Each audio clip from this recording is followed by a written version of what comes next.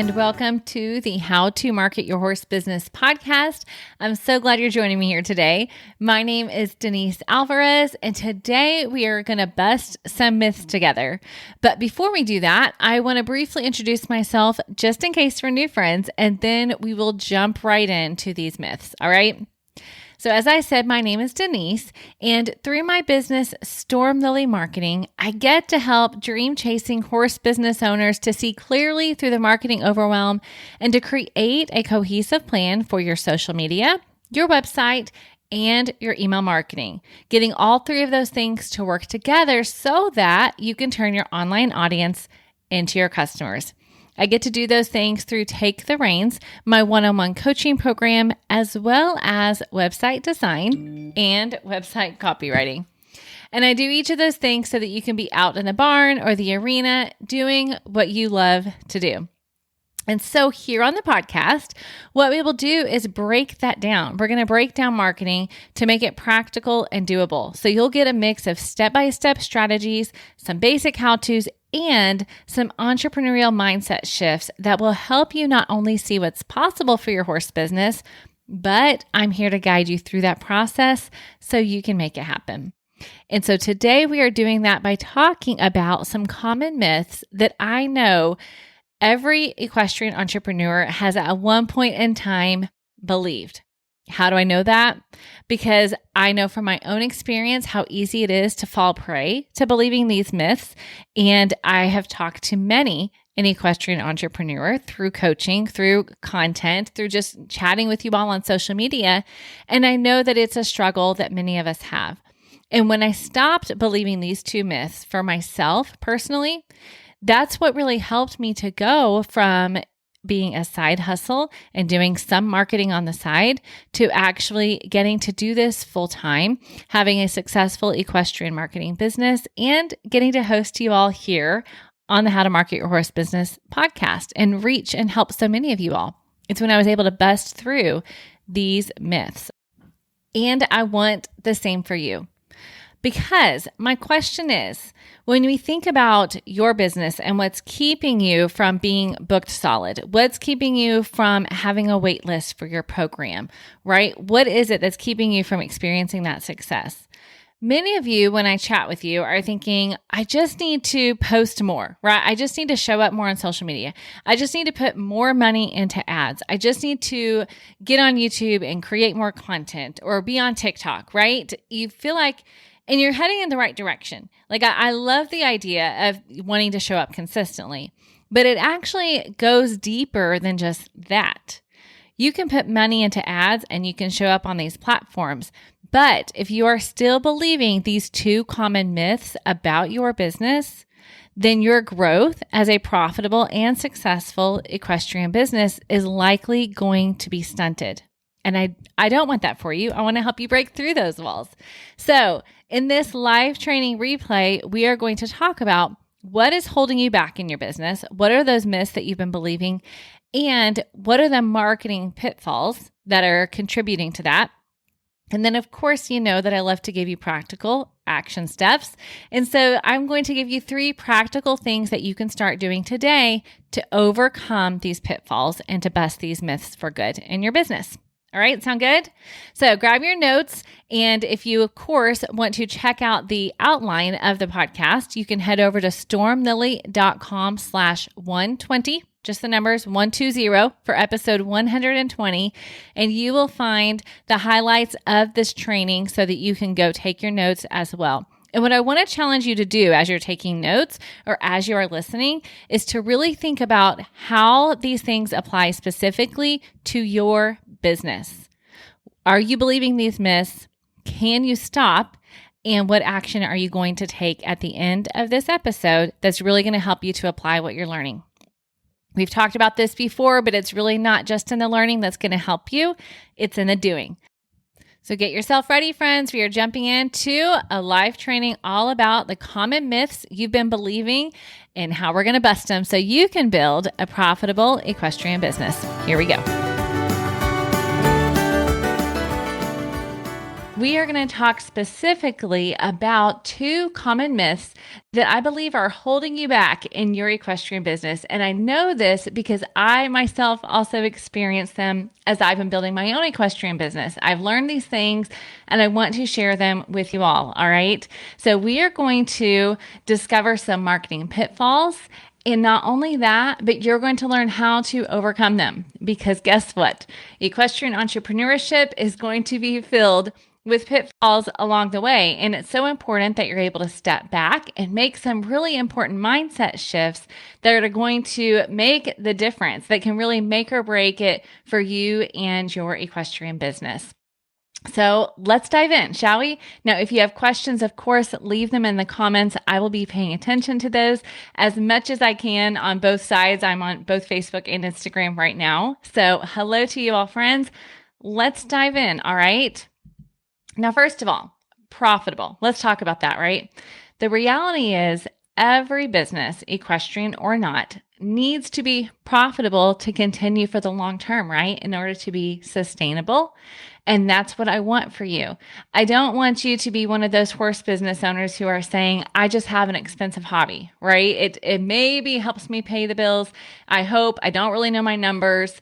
I'm here because I love it, right? I want more for you than that. I want you to have a profitable horse business that is going to help you to do what you want for the long term. And so that's why we're talking about why it matters. Why does building a profitable equestrian business even matter? Now, of course, there are many facets that come to that, right? There are numbers that you need to know. There are bookkeeping formats, all of those things. But what I want to talk about here, of course, is going to be specific to marketing your horse business and some myths that I believe are really holding you back in that area. Okay. Now I'm going to share this with you by way of some of my own personal story and stories of my clients and how I have learned these things along the way and why I know they are myths that I believe many of you are believing, right? So I've been doing marketing in some form or fashion for almost 20 years now. And for my own business, it's been about 5 years, which is amazing. But it started out as a side hustle with not a lot of direction, which may sound familiar to some of you, right? So tell me if you're like, yeah, that's me. I started my business. I didn't even mean to be a business owner. I just loved working with horses. I loved what I did. I didn't have a lot of direction for what I wanted to do and where I wanted to go. So that was me, except for it was marketing, right? So I've known since the beginning that Storm Lily Ranch would be an offshoot of my business, which will be a safe and encouraging place for at-risk youth. And you can learn more about that at stormlilyranch.com. It is still a work in process that I am believing the Lord for. But that's always been a part of it. But aside from that, horses were not actually anything to do with my business from the get-go when I first started out. Now, of course, that may surprise some of you because I specialize now in helping equestrian businesses and horse business owners. So how did I go from a side gig with not much direction or clarity to hosting the How to Market Your Horse Business podcast and now being a strategic marketing coach for equestrian entrepreneurs across the country and even in Canada? I have multiple Canadian clients and friends. Well, first of all, I had to make the decision to embrace the title of business owner, which I have talked about with many of you before. I had to decide what does success look like for me and my family and my business. And then I had to keep taking messy action. All right. Now, those 3 things alone could be their own life topic. But what I want to talk about today is that through that messy action, I discovered 2 big myths that I was believing that were actually holding me back from building a profitable and successful equestrian marketing business, and that I believe are likely holding you back as well. So let's dive in and see if these myths are something that you have believed before. All right. Myth number 1, if I say no to a potential client, then I'm losing money. Right? There's no way I can say no to somebody, even if I just know in my gut that they're not right for me. That's a complete myth, my friends. Now, when I first started out, I definitely would do work for just about any business that came my way, right? I thought that it was going to be small businesses that I would work with, or even narrowed down a bit more, maybe it would be entrepreneurs. But here's the reality. Just the latest stats show that there are 31 million entrepreneurs just in the United States. So not surprisingly, I was a tiny fish in a huge pond of potential clients.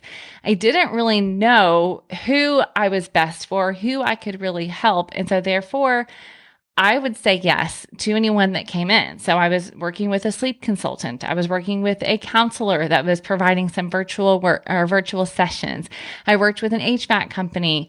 I was a little bit of everywhere trying to get my feet wet, trying to figure out who am I for? What do I really enjoy? And who can I really help? Where do my passions and my skills intersect where I can make the most impact? Now, about 18 months into business, I started to get very clear. I realized that working with horse businesses, because I am a horse person, was a beautiful fit, and letting my marketing skills and expertise come into that and work specifically to help horse businesses with their marketing was exactly what I needed to do. But what about those other people, right? How do I say no to people that are coming to me and asking for help, such as the new sleep consultant, the nutritionist, the counselor, right? How do I say no to those people when they're willing to pay so that I can say yes to the people that I wanted to work with? I had to bust that myth that if I was saying no to those people, that it was keeping me from making money. Because the reality is actually the other side. By saying no to someone who is not a right fit, then you can say yes to the people who are, which means you're saying yes to your business and yes to your business goals, right? So of course, in order to do that, then you have to know who you are a right fit for. Okay. So if you're going to say no to the wrong people and yes to the right people, you've got to know what the difference is. How do you have a filter? What problems are those people experiencing that are a best fit for you? How can you best bring value to them? What can you do? What products and services are you offering that are best for them? And it's going to give you a filter, right? How can you make more of an impact? Who are the horse business owners that I needed to work with that I can make the most impact? And for you, the same is true, right? You need to be able to say no to a potential client that is asking you, right? That's the hard part when they're saying, hey, I'm willing to pay you. Can I? And in your heart, you're going, I know they're not a right fit. I know I've done the hard work. I know what my filter is and they're not fitting through it. How can I say no? Because I know in my heart that means I'm saying yes to the people that are a right fit, that we really are cohesive together, that I can really make the most impact with them. How do you do that? You have to have that filter, right? And you have to be willing to bust that myth that you've been believing. That is, if I say no, then I'm missing out. Because the reality is, if you say no, then you're actually saying yes to yourself, yes to your business, and yes to the people that you can help the most. Now, let's just sidetrack a tiny bit for an objection that I know many of you are probably thinking, because I've heard it before. And it's, but Denise, I can help everyone. I promise. I can help every horse. My methods work for every horse. My methods work for every breed. What I am teaching applies to every rider. I can help everyone, right? Everyone can use images of their horse. I'm a photographer. I know everybody can want these pictures. But here's the reality, and here's the beauty, honestly. We're each made uniquely, right? You are, and your potential clients are. Your teaching style is unique. Your coaching style is unique. The breed or discipline that you specialize in, that you are best for, may be unique, right? Your goals, the goals of your students and the people that you work with, your clients, they are unique. It's okay, and it's a good thing to be unique. I want you to embrace that. I don't want you to actually take pride in saying, I'm for everyone. Instead, I want you to take pride in knowing that you are not for everyone, and that is okay. It's actually a good thing. There are people that teach similar principles to what I'm teaching you here, but we have different teaching styles. And so they're a great fit for some people, and I'm a great fit for some people, and that's okay. My coaching style is great for some and not for others, and that is okay. So my encouragement to you is to lean into that. And as you work with more of the right people, it's going to become easier to say no to the ones who are not a right fit because you're going to get energized by those right people. You're going to know that you're making a difference and you want to do more of that. So myth number 1 is I cannot say no. If I say no to potentials, I'm saying no to money. That is a myth. All right.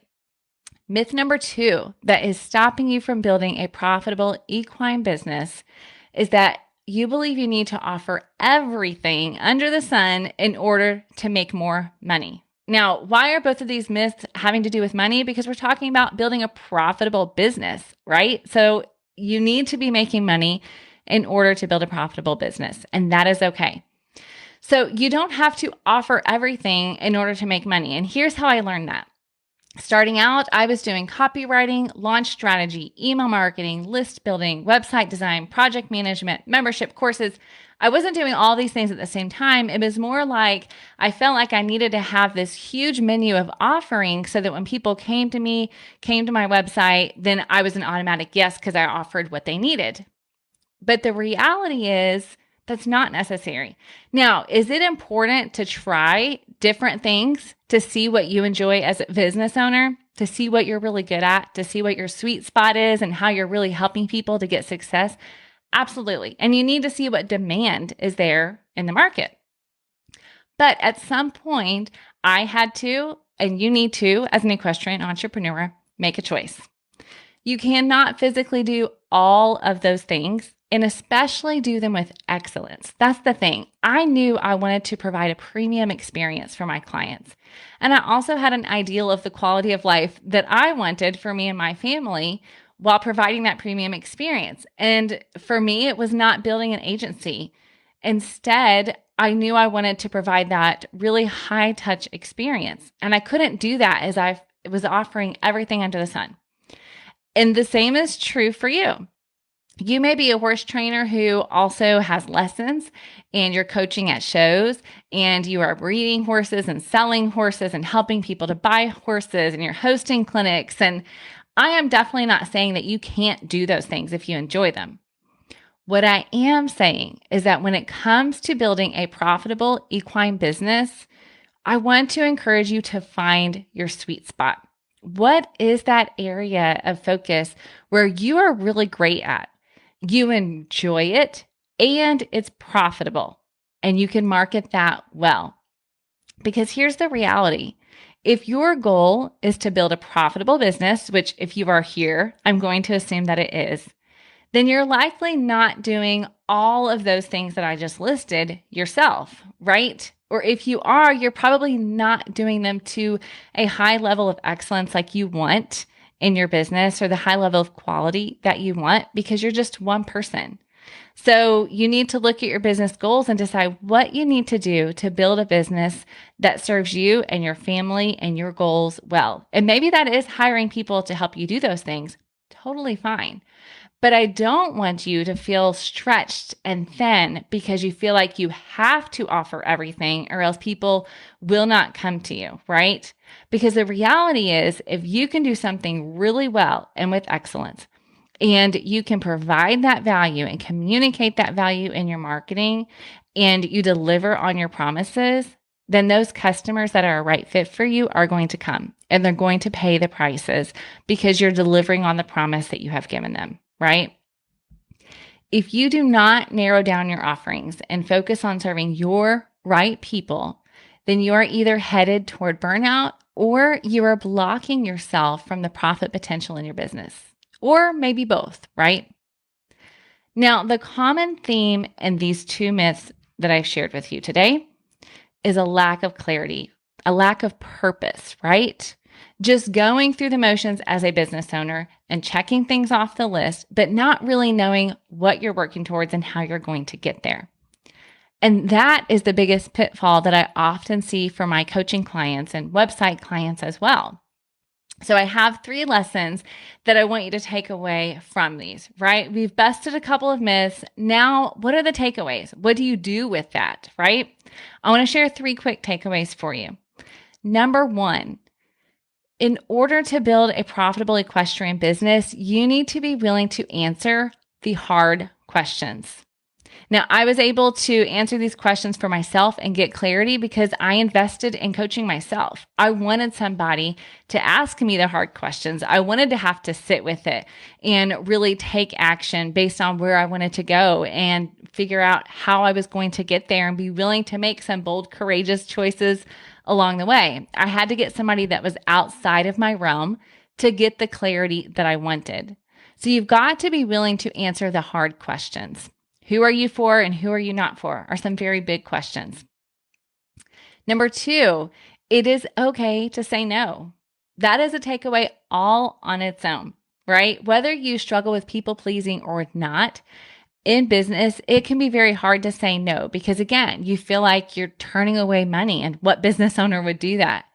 But the reality is you can say no in a very gracious way. You can say no and encourage people to find somebody and maybe even refer them to someone that's a great fit for them because you want to provide that high level experience. You want to make an impact so you can be empowered to say no to people that are not a right fit for you.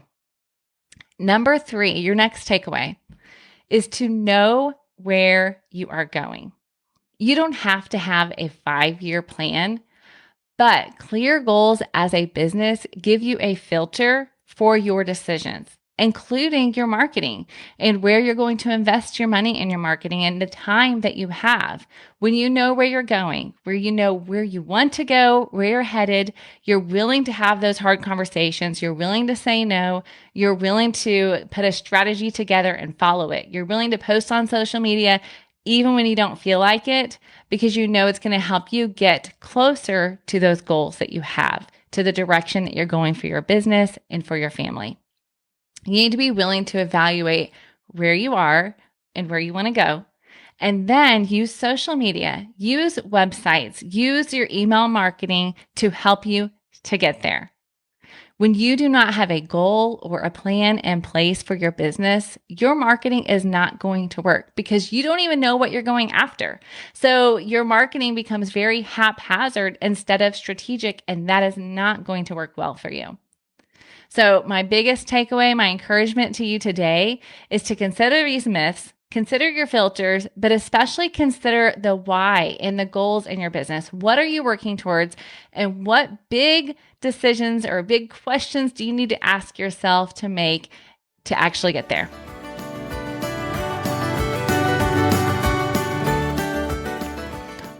All right, friends, I hope that was so helpful for you. And I want to share something else with you in relation to these myths and what we've talked about that's hopefully going to help you apply what you've learned. All right. It's another mindset shift that I want you to consider.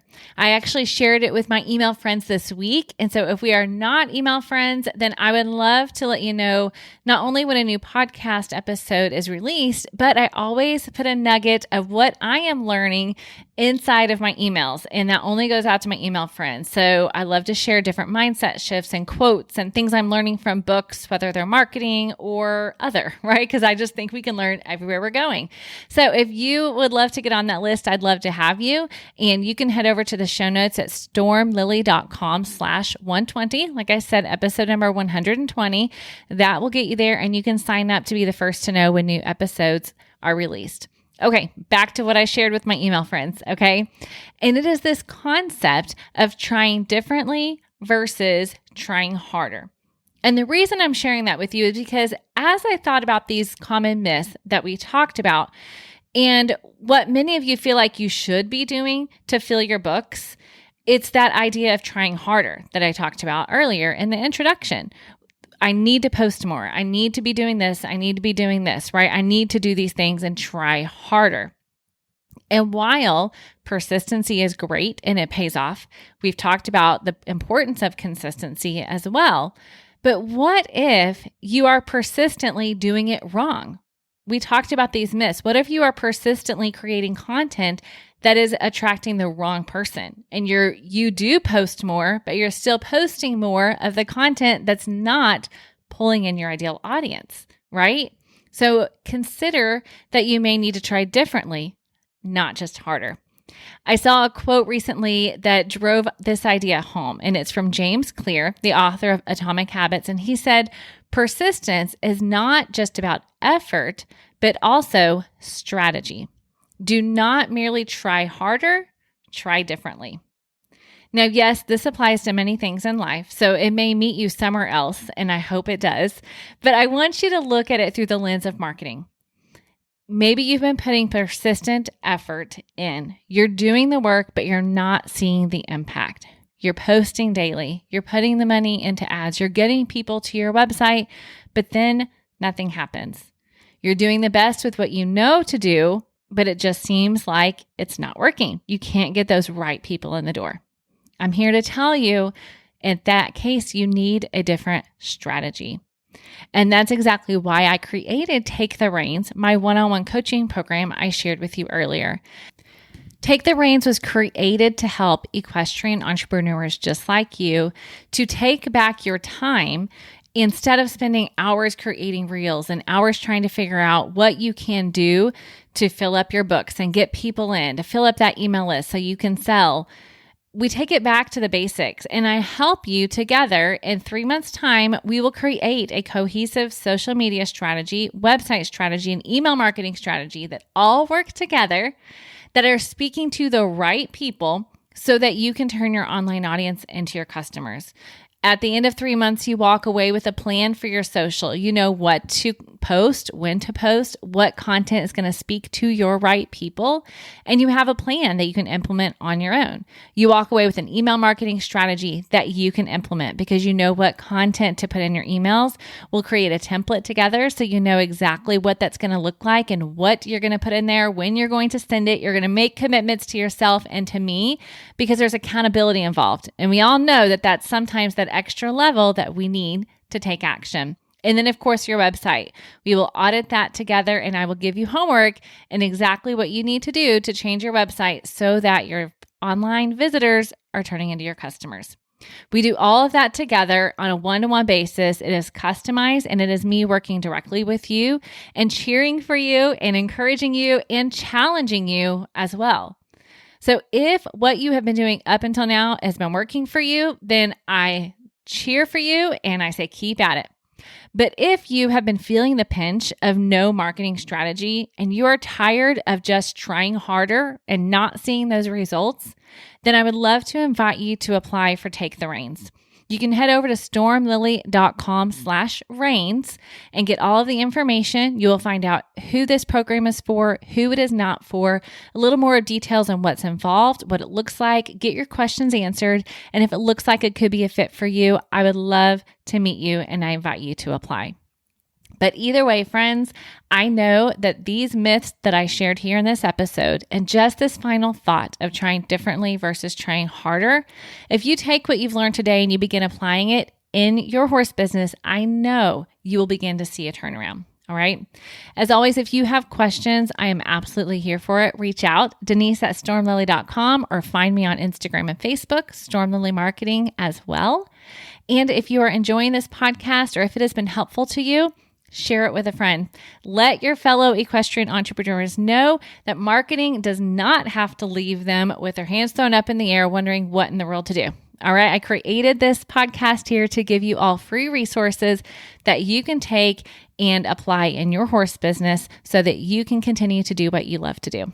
Thank you so much for what you do in the horse industry. I wish you many blessings, and I'll see you here again on the next episode. Have an amazing day.